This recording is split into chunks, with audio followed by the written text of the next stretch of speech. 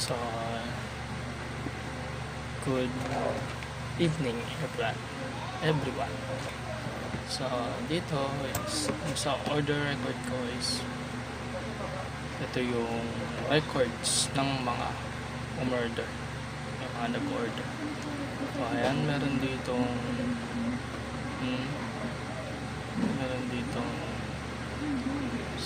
caramel coffee na order ni user ID number 1. So, dito yan sa user record, which is ito. Makikita dyan kung sino yung mga order. So, dito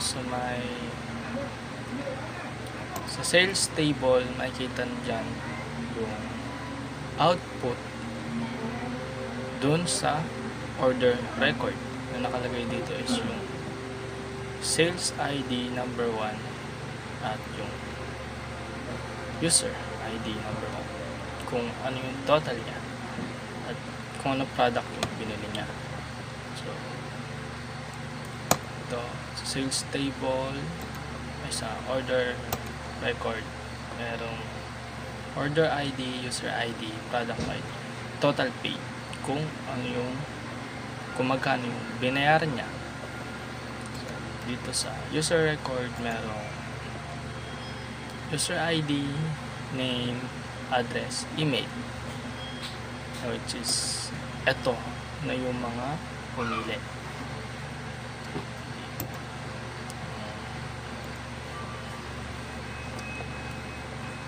Sa dito sa may data, which is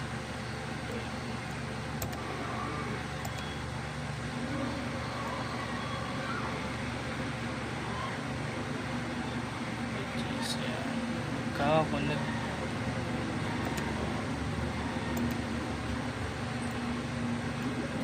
magkaka-connect sila, which is ganito ang process nyo. Sa user is mag-i-input sila ng name, address, email,